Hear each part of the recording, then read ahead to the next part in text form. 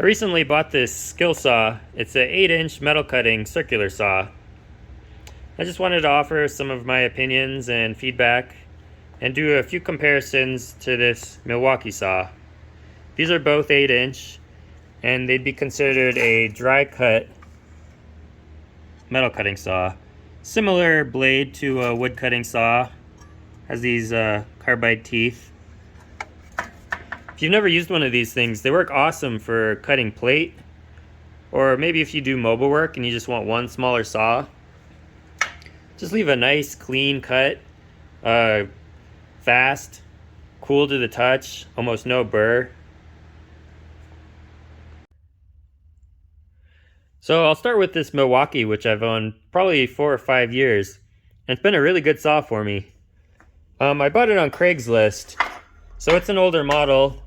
The guy I got it from pretty much never used it though. It's a 6370-20, and they're on to -21 now. I haven't used the newer model. It looks fairly similar. In my opinion, the older Milwaukee tools were higher quality, especially before they were bought out by TTI, the Chinese investment company. But I'm sure that new saw is still a high quality one.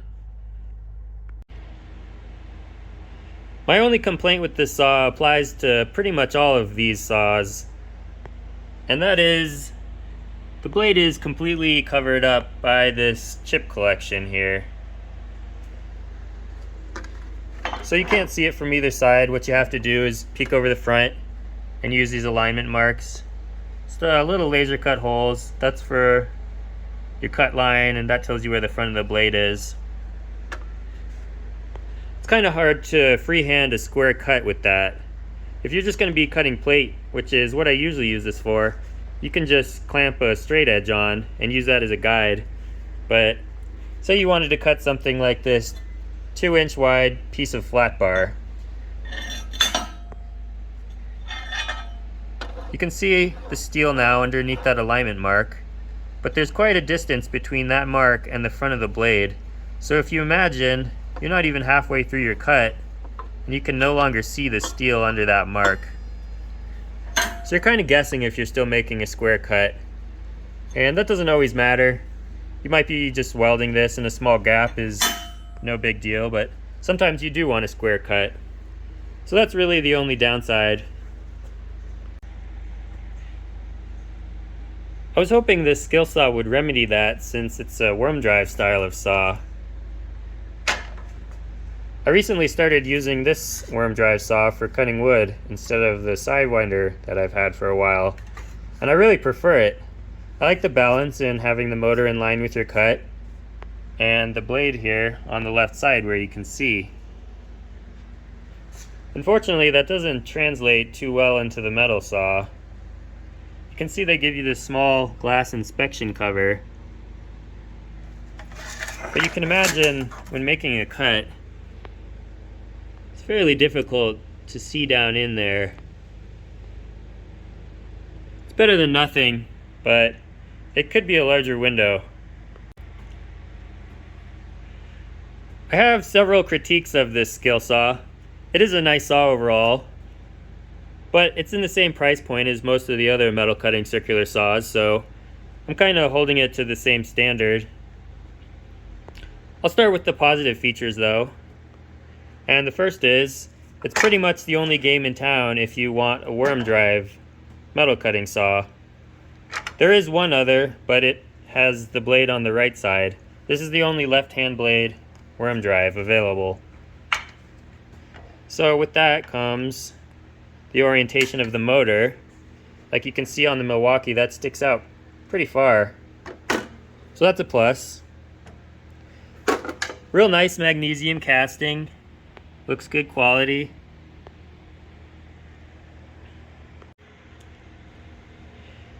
Pretty comparable foot on each one of these. It's a stainless steel, magnetic, probably a 400 series stainless, but I think they're identical sheet thickness.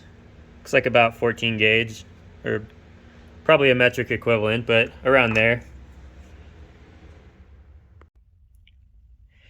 The cord's nice. This is a 14 gauge cord, so nice thick conductors. It's 300 volt rated, so service junior, but it's about 7 feet long, so you'll likely need an extension cord for this.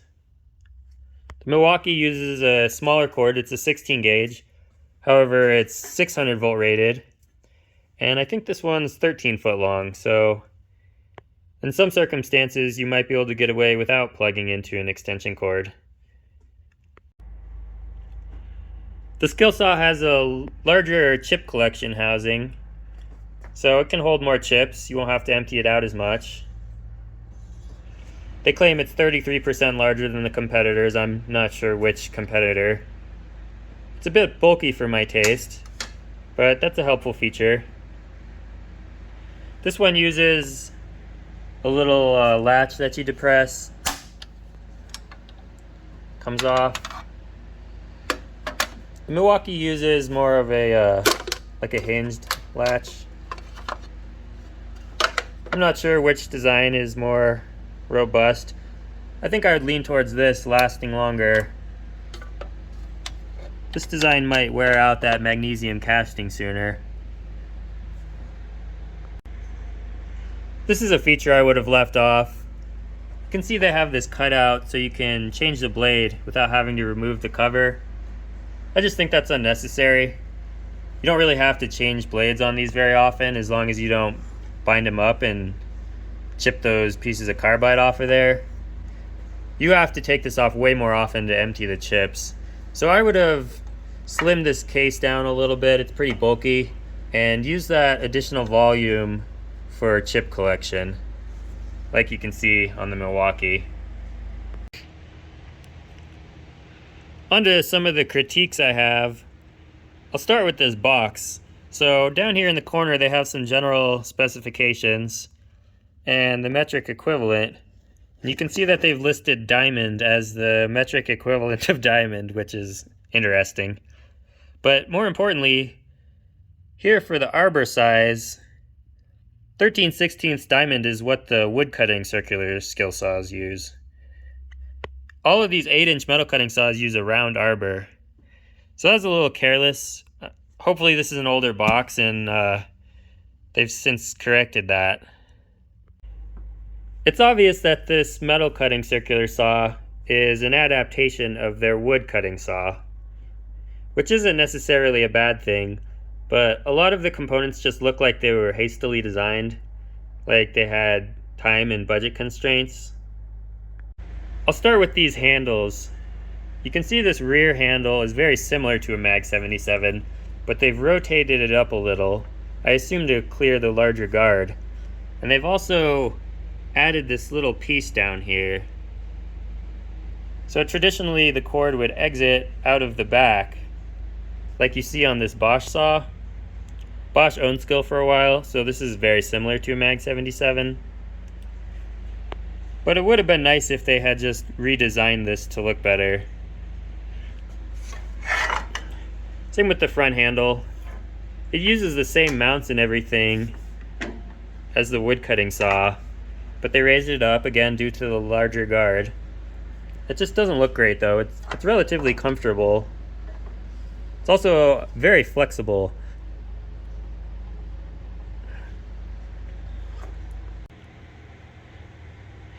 There aren't any markings that I noticed on the plastic components of this saw, but traditionally they'd be made with glass fiber reinforced nylon. I believe it is nylon, but no glass fiber in there. The addition of the glass fibers helps with the rigidity of the polymer. So these are a lot more flexible than you would expect. I don't know if that was a cost-saving decision or a case could be made that this will just flex rather than breaking if dropped. This is a pretty major one. The blade guard doesn't retract all the way. That's as far as it goes. It's just kind of interesting to me that they wouldn't take the time to design a linkage that retracts this guard all the way. I mean, as far as I know, pretty much every saw ever has the ability to retract the guard. Here's the Milwaukee. So that's fairly surprising. You don't have to make plunge cuts with a metal saw too often, but I mean sometimes. So what you would have to do instead of the traditional pivot into your cut method is loosen up this foot, run it all the way down, and kind of drop the saw into your cut.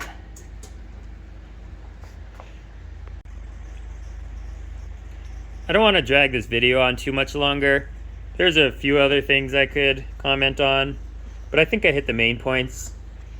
I guess I'll just summarize it by saying that I think this Milwaukee is a well-built saw, kind of designed from the ground up to be a metal cutting saw. And the Skilsaw is built on a good platform, but just minimal effort put into the modifications to make it a metal cutting saw. That being said, all of my critiques aren't really deal breakers. They don't affect the overall performance in a major way. So I'll make some cuts with this and then do some final wrap-up thoughts. This is some 6-inch wide, 1/4 inch thick mild steel, and I'm just gonna make a couple cuts in it. You'll have to excuse the safety glasses. These are the only ones I could find, so I'm about to look extremely cool.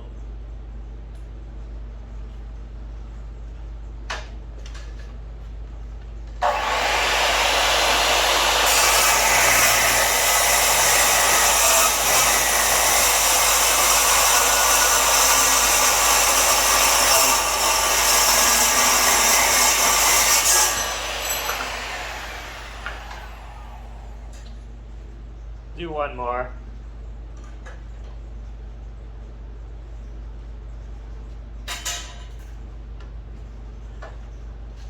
You want to let the blade get up to speed before you enter the cut, just so you don't chip those pieces of carbide.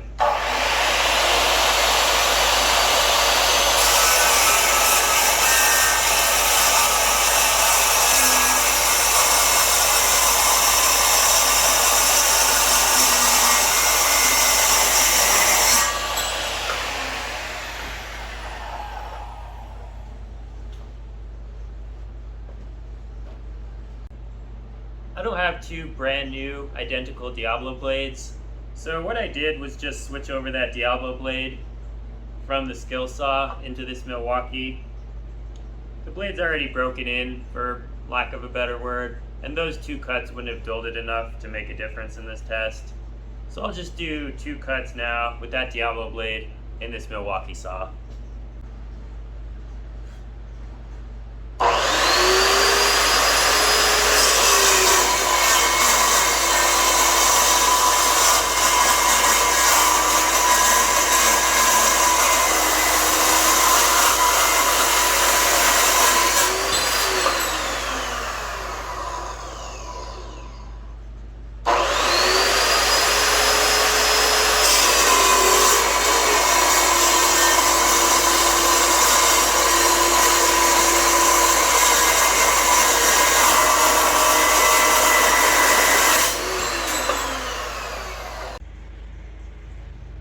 It felt like it took about the same amount of time for each of these saws to cut through that piece of steel, so I'd say a negligible difference there.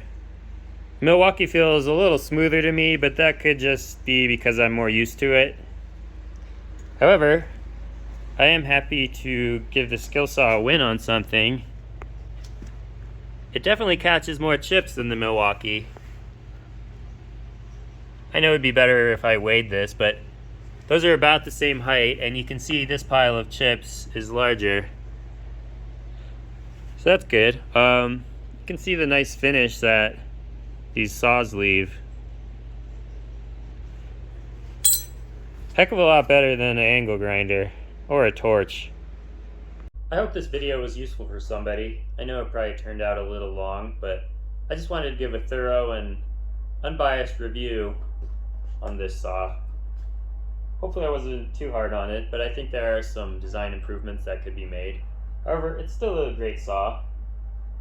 I think I'll likely be sticking with my trusty Milwaukee.